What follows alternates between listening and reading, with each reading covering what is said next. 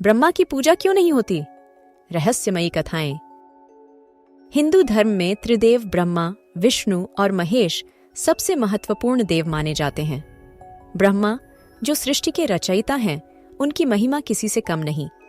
लेकिन क्या आपने कभी सोचा है कि विष्णु और शिव के हजारों मंदिर हैं, पर ब्रह्मा के मंदिर गिने चुने ही क्यों हैं? आखिर क्यों सृष्टि के रचयिता की पूजा नहीं होती? क्या यह सिर्फ एक संयोग है या फिर इसके पीछे कोई रहस्यमयी कथा छिपी है? आज हम जानेंगे वो कहानियां जो बताती हैं कि आखिर ब्रह्मा को पूजा से वंचित क्यों कर दिया गया।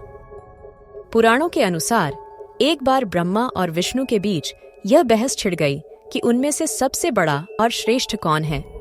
यह विवाद इतना बढ़ गया कि शिव को स्वयं हस्तक्षेप करना पड़ा।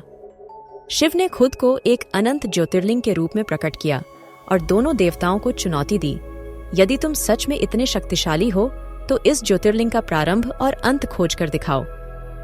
विष्णु जी ने ईमानदारी दिखाई और स्वीकार किया कि उन्हें अंत नहीं मिला, लेकिन ब्रह्मा ने सत्य को झुठलाते हुए कहा कि उन्होंने स्तंभ का अंत खोज लिया है। इस झूठ को साबित करने के लिए उन्होंने केतकी के फूल को भी झूठी गवाही देने के लिए राजी कर लिया। शिव ने ब्रह्मा के इस छल को देखा और उन्हें श्राप दिया।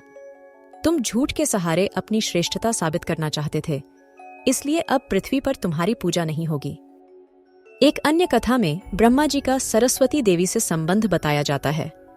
ब्रह्मा ने सरस्वती जी की रचना की, लेकिन जैसे जैसे वह बड़ी हुई, ब्रह्मा उनके सौंदर्य से आकर्षित हो गए। सरस्वती जी इस स्थिति से प्रसन्न नहीं थीं।